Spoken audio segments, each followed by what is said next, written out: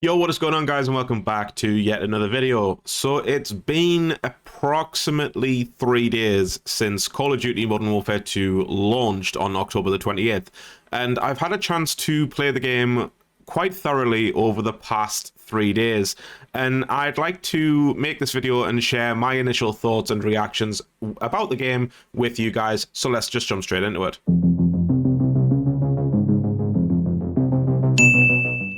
All right, so before I get started, ladies and gentlemen, please be aware that, I'm visually impaired. So I'm severely sight impaired. I have a lot of sight issues. So please take this with a grain of salt. Take it with a grain of salt, basically. But please bear in mind, I have also had best part of about 15 years worth of experience with Call of Duty ever since World at War. So I have a lot of base knowledge from what Call of Duty should be to what Call of Duty, or what Call of Duty was to what Call of Duty should be realistically to what it is now. So let me start off with Gunsmith. So the Gunsmith mechanic returns in Modern Warfare 2, just like it was introduced in Modern Warfare 2019, just like it was in Call of Duty Black Ops Cold War, and just like it was in Vanguard. Now Gunsmith is, it still has the whole pick 5 thing, which I kind of wish it didn't, like on the attachment side of things, because I want to be able to play with the weapon, if that makes sense. So I want to be able to add attachments left, right, and center. I want to be able to use up all the slots on the weapon, which is, I think, 10. I think you had this back in Vanguard, where you could have 10 attachments on your weapon. And I think that was one of the things I kind of wanted to carry over, because you can have a lot more of like a personal touch to the weapon, rather than running being limited to 5 attachments and then end up being forced to use the meta. So it's kind of annoying that we still are limited to 5 attachments on your weapon, but I'd rather, I would have liked to see the whole pick 10 thing be carried over from Vanguard to Modern Warfare 2. Universal attachments is also a thing. So basically, the way the attachment system works in Modern Warfare 2, and I do actually like this, is if you unlock certain attachments for, say, the TAC 56, which is the SCAR L in Call of Duty terms, then you learn, you get all of those attachments unlocked for other variants or other assault rifles, if you like, / battle rifles for other weapons. So if you unlock a suppressor for the TAC 56, then you'll be able to use that suppressor on the M4, as well as the M16, as well as the F-TAC Recon, as well as the Lockman 762. So that's the whole concept behind universal attachments. You unlock attachments for other weapons, and then you can use them on your most frequently used weapons as well. So it's not just copy paste, it's all of the attachments are available once you unlock all of those weapons. But it also forces you to use the other weapons in multiplayer and or Battle Royale / Warzone 2 when that eventually launches, because to get those attachments, like I say, you have to level up your weapon, and to level up the weapon, you've got to use it. So yeah, it breaks the meta. I do like this, because it's not just everyone running around with the same weapon with the same attachments. You're going to have people running around with, say, an M4. You're going to have someone running around with a 762.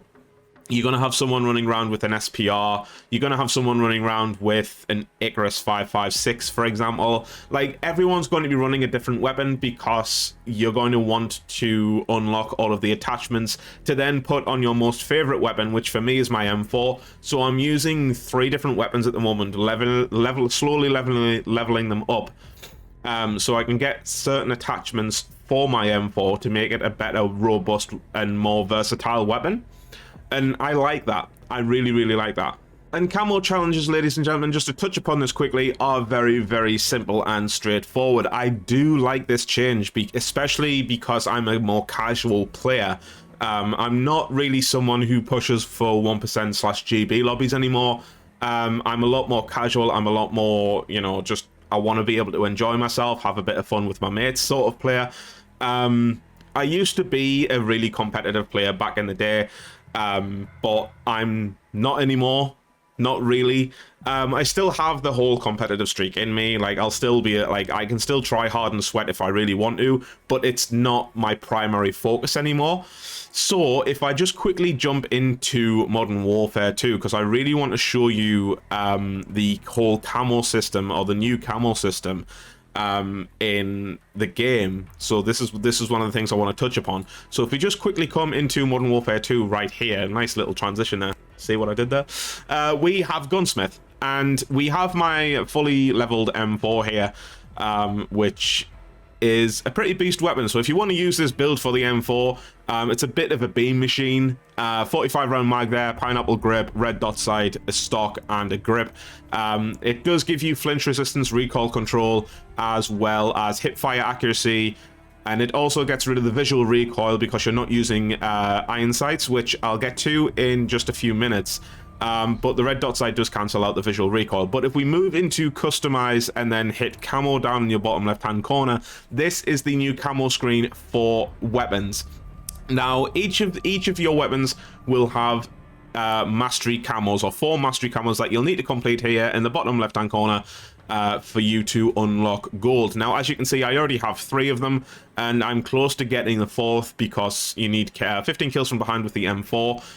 And your camo collection here, 6 out of 186 on my right hand side here, is all the different camos that you can unlock in the game by doing the mastery camos for each individual weapon in the game. So you can get gold on any weapon by doing the 4 mastery camos, and then you can then use any other camo on the weapon provided it's unlocked right here in your camo collection. So I do like this change. It makes grinding for the likes of gold and platinum a little bit easier, especially, again, from a casual point of view, from a player who doesn't really go for camos anymore. But yeah, this is a really good change, and I like it. Now I want to move into the gunplay. So this is going to be a segment where I talk about the, how the guns sort of feel. Again, my point of view, my opinion. So the game probably will feel so different to a lot of you, but this is just from my POV. So moving into the gunplay, ladies and gentlemen. Now the game, especially if you're using iron sights, the guns felt a lot like the recoil was like really heavy, especially, like I say, from an iron sight point of view. Now I've got some footage playing in the background of me using my M4 with iron sights, and you can see how much the gun actually bounces. Now that's not, visual recoil is different to actual recoil, because actual recoil, brings your weapon from the middle upwards. Yeah, that's what recoil is. That your gun sort of naturally comes up the longer you shoot. Now if you sort of burst fire, you can control the recoil a little bit, and or if you're playing on controller, you can just pull down on your right stick. If you're on mouse and keyboard, then you just pull your mouse down to control the recoil. Yada yada yada. You get the point. But what shouldn't be happening is the whole visual side of things. So you're constant, like the crosshairs constantly bouncing around the place. The weapon itself is constantly moving. And again, visual recoil against actual recoil is something that shouldn't be a thing. It should just be one simple concept of recoil. Now, this is something that has just been introduced in Modern Warfare 2. Like, I don't believe it was in Vanguard, but it sort of takes away from the whole accuracy side of things, because you sort of get it into your head. It plays like tricks on your mind, and you're sort of like, well, my gun, obviously, like, if you're aiming down sights and your iron sights moving all over the place, you think that your weapon is moving all over the place, when realistically it isn't. And it's kind of annoying. It's irritating. It really is. It also feels like the more attachments that you put on your weapon, the worse it gets. Now, attachment tuning might be able to fix this, might be able to solve this, but it's currently disabled and we don't have any idea when it's coming back. Infinity Ward haven't communicated this, but yeah, it just honestly feels like the more attachments that you put on your weapon, which again sort of goes back to the whole pick 10 thing. Like, imagine having 10 attachments on your weapon and your gun being all over the place. But if you have a weapon that's got 5 attachments on it, it really does feel clunky. It feels boxy. It doesn't really feel like an extension of yourself, which is what weapons should feel like. You know, Modern Warfare 2019 pretty much nailed this in terms of smooth transition between base weapon to to a weapon decked out with 5 attachments. That was a pretty good transition. You know, the gunplay was really, really good. But in Modern Warfare 2, it honestly just feels the reverse. So naked weapons, which is weapons that don't have any attachments on them, feel so much better than attachments with 5 attachments. Weapons with 5 attachments, and there's no correlation there. You know what I mean? Like, why does a naked gun feel better than a totally decked out gun? It just doesn't make sense. So not being able to reload cancel, ladies and gentlemen, is slightly irritating, but it is easily adapted to. You know, it just kind of feels weird that they didn't, you know, that they sort of took it out for this Call of Duty, because it's always been a staple in Call of Duty. It's always been a thing that you've been able to do.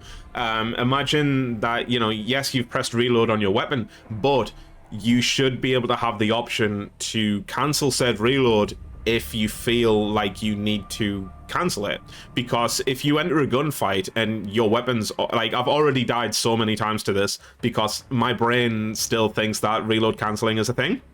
So I haven't adapted to this fully, but there has been instances where I've ego child, or I've pushed a spawn point, not a spawn point, I've pushed a hard point, and I've gone into it mid reload, and I'm thinking, and I've switched weapons to like cancel the reload. So I've switched to my secondary and I've switched back to my primary, and the reload then continues, and I'm like, shit, I've just died. Like, and then you just die unnecessarily. And then again, it's really annoying. It really, really is. But there's not a lot we can do about it. Just feels weird that it's not in the game. And to quickly touch upon TTK, or time to kill, it feels very, very inconsistent. You know, I'm going to keep this short and simple, but at medium to close range, you know, you can gun people down with, say, 10% of your magazine, which is absolutely fine. With, you know, that's the way it should be. But there's times where the inconsistency kicks in at the same range, where you're taking, say, 50% of your mag or close to it to kill the same person again. Now, I don't know whether or not this is down to hit registration or what people have dubbed skill-based hit detection, or skill-based hit markers. It's a term people used to use in Vanguard and Warzone 1. Basically, the concept is that skill-based matchmaking kicks in, and it decides whether or not it wants to allow your weapon to connect with the enemy player, and when not to. Now, that shouldn't be a thing. If that is a thing, you know, it might just be a myth, but if that is a thing, then it shouldn't be, because you know, my red dot sight on my M4 that you've just seen is dead on someone, but none of my bullets seem to be hitting or registering, and it starts to get a little bit annoying after a while. So yeah, I feel that the TTK needs to be a bit more consistent, and I just feel that, you know, maybe just investigate it, Infinity Ward. I know you're probably never going to watch this video, but if you do, please just look into it. So I want to touch upon the movement, the sprinting, and the audio quickly. Movement being nerfed is a 50-50 for me. So accessibility-wise, yes, it's nice to have everyone on the same movement scale, on the same animations, on the same ability to, you know, like, slide cancelling isn't a thing anymore. Bunny hopping is being nerfed. Because some players, like, from an accessibility point of view, some players might not have the ability to slide cancel or bunny hop because they might have deformities, or they might have some other real life reason as to why they can't complete those moves. So it makes sense to sort of cater to everyone, or try and cater to as much of your player base as possible, from an accessibility point of view, because you don't want to leave people out or alienate people, which then is going to harm you from a business point of view. So I totally get that. I totally get that. But it's more or less a level playing field in terms of movement. You're still going to get people that are like try to invent a new way of bunny hopping or a new way of slide cancelling, you're always going to get those types of players. But realistically, 90%, if not 95% of the entire player base in Call of Duty is now on a level playing field, which is very, very nice. Sprinting and turning is also feeling very, very clunky. It's almost as if your player has a 3-bedroom house in their backpack while also suffering from asthma. Like, that really needs to be smoothed out as quickly as possible. Like, I'm sprinting through a map and it's almost, like I say, it feels as if I've got a 3-bedroom house on my back and I'm just sort of like slowly clunking around the map. And I shouldn't have, like, that shouldn't be a thing, if that makes sense. Like, I totally get the whole weapon attachments, you know, increase the weight of your weapon, which then slows your player down, but it shouldn't slow your player down to the point where you're literally running in slow motion against someone who literally sprints around the corner and takes you out before you have a moment to react, because that's not fair. You know what I mean? Like, you're trying to create a level playing field, but you're also hindering your player base through movement and clunkiness. Again, I get that this is just launched and this will probably be fixed, but bear in mind, this was in the beta, so this was like mid-September. It's now end of October. It's 6 weeks later, and we're still having issues left over from the beta. Audio seems to be a bit messed up too. I don't want to go into this little segment sounding like Dr. Disrespect, but basically, you know, the guns sound absolutely fine. I absolutely love the sound of the guns. The same with grenades, like the whole kill ping as well. Like every time you get a kill or an elimination, you sort of get that ping or that crisp ching, and it's so nice. Like, that is so clean. The headshot ting, the headshot cling as well, that's beautiful. But footsteps for me are a major problem, because it sounds as if the enemy is in front of me, right? So it sounds like, for argument's sake, I was playing on Macedo Las Almas yesterday on Hardpoint, and I was at P4, which is the little barista hardpoint place. And basically, it sounded like there was an enemy running up the stairs from the alleyway. So, I turned towards the door. Turns out the enemy wasn't actually running up the stairs coming from the alleyway. They were downstairs right beneath me. Now, that is a problem, because you sort of especially people like me who are visually impaired, we rely on audio, and if we can't rely on the audio to be as accurate as possible, then what's the point in having it? So I think that needs to be addressed a little. Like, I do believe that needs to be addressed. Maybe have some sort of directional, like, better directional logic arguments for the audio. But also footsteps, like, in general, are so bloody loud. Like, is everyone wearing Doc Martens made from carbonite steel? Like, what is that about? Like, genuinely, what is that about? Personally, I think the footstep audio could be reduced by 25%. If I'm being honest, like, you're still going to get people who are going to sound whore and, you know, do the whole high boost EQ bullshit. But let them get on with it. But in general, footstep audio at least needs to be reduced by say 25%. Doesn't need to be it just doesn't need to be as loud as it currently is.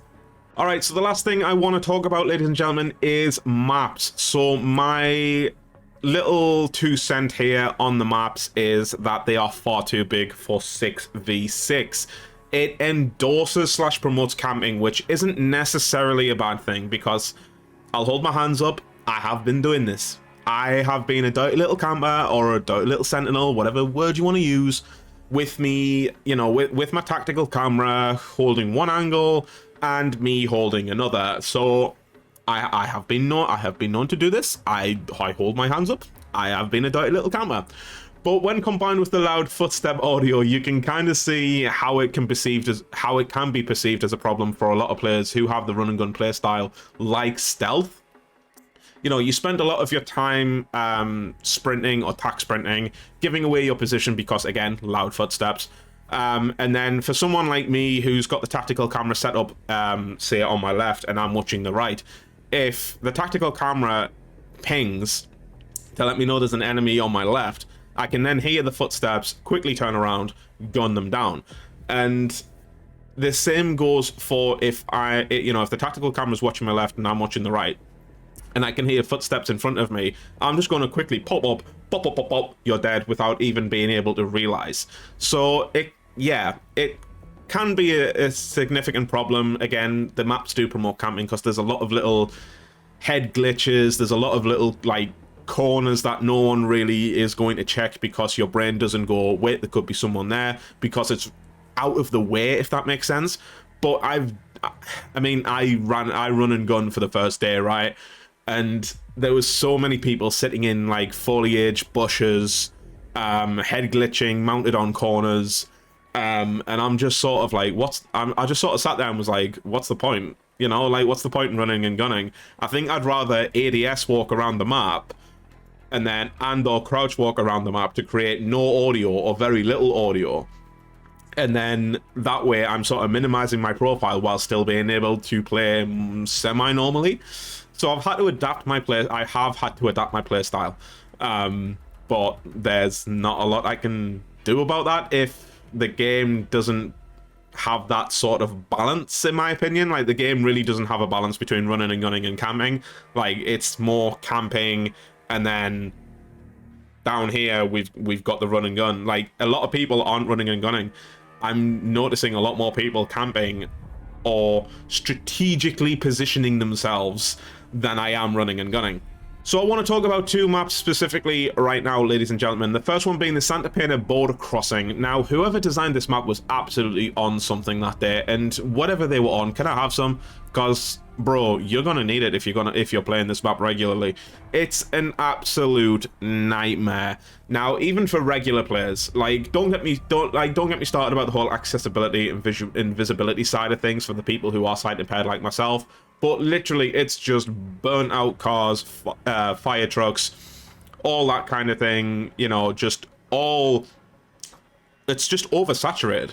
And again, that isn't technically necessarily a bad thing, but when you take into consideration the color palettes as well as dynamic shadows and all that stuff being cast from the inanimate objects, like all the burned out cars, again, the color palette of like the burned out metal against the operators and all that stuff, it really does make for a hard time viewing. Again, you're having to rely on the audio, and when the audio doesn't work properly, you're kind of screwed. So yeah, that map's a pain in the arse, as well as Tarak. Now, Tarak is, again, a nightmare for visibility, really. There's nothing else much wrong with the map, but again, it's the color palettes. There's no differentiation between an operator and a building because they blend in too much. You sort of have to wait for a shadow or a sniper glint or a muzzle flash before you can be like, oh shit, there's an enemy there, I need to kill him. And you shouldn't have to do that. Again, this visibility, like the whole visibility issue, sort of started back in Modern Warfare 2019. You know, that never used to be a thing back in the day when I was younger and I first started playing Call of Duty. We never had visibility issues. We never had like operators, or back in that day, the characters that you were playing as blending in with the environment. We never had any of that because it was easy to distinguish a building or a wall against your player or an enemy player. So again, I think that needs to be addressed. Don't get me wrong, I like the whole little square diamond thing that appears above people's heads. I do like that, but again, it's sort of, you have to sort of wait to get into visual range before you can see that, and then even then, once you see it, there's no guarantee you're going to kill someone because you're just aiming at a red dot. So spawn issues are quite frequent as well, especially on Embassy. This is one of the maps that I've noticed has a major problem with spawns. So basically, you kill someone and they respawn close to you. Most of the time, it's the closest spawn point and it's usually right behind you, which really shouldn't be happening. So, because if you die, you're supposed to respawn with the rest of your team wherever they are on the map. So, for example, if you're on the fortress map, I think it's Al Bagra Fortress, where you've got the you've got the B point on domination, which is the truck and the little outhouse area. You know, if you're at point A and you're being spawn trapped, there was a video on Twitter, which I can't actually show you in this video because I'm not the original creator of it, but I will leave a link to it in the description down below. But basically, some guy dropped a nuke within 2 minutes. Again, he did this using reverse boosting, but that's not the point. He was literally, the guy that we got the nuke was in the enemy spawn, but the enemy spawns didn't flip. Now that shouldn't be happening. Now if you are physically in an enemy spawn, the game should recognize that, and then it should then push, or it should then flip the spawns, so your team then starts spawning where you are and the enemy then spawns where your team just were, because that creates a balance. That creates like a whole, oh, spawn trapping, oh, like, why have an element of spawn? Why keep spawning there? That doesn't make sense. If you're spawning at point A, right, you shouldn't then be still spawning at point A if enemies are at point A. You should be spawning at point B or C because enemies are at point A, which then creates the whole balance element and gives you the chance to sort of get out your own spawn and get your game back on track, rather than just spawn, die, spawn, die, spawn, die. But I have waffled on in this recording anyway for 30 minutes, ladies and gentlemen, so this is going to be a long video, and if you have gotten to the end of this video, then thank you so very much for watching, because that's all I can think of at the moment. Like, the game has potential, don't get me wrong. There's just a lot that needs doing with it, and at the moment, I'm currently disappointed with the state of Modern Warfare 2. So, like I say, guys, that's where I'm going to wrap this video up. So thank you so very much for watching. If you have enjoyed this video, drop a thumbs up. It would be greatly appreciated. And if you are new to the channel, hit that big red button underneath the video. It massively helps me out. Share the channel and the video with your friends and family and get them involved in the community as well. But like I say, guys, thanks for watching. Take care of yourselves and goodbye.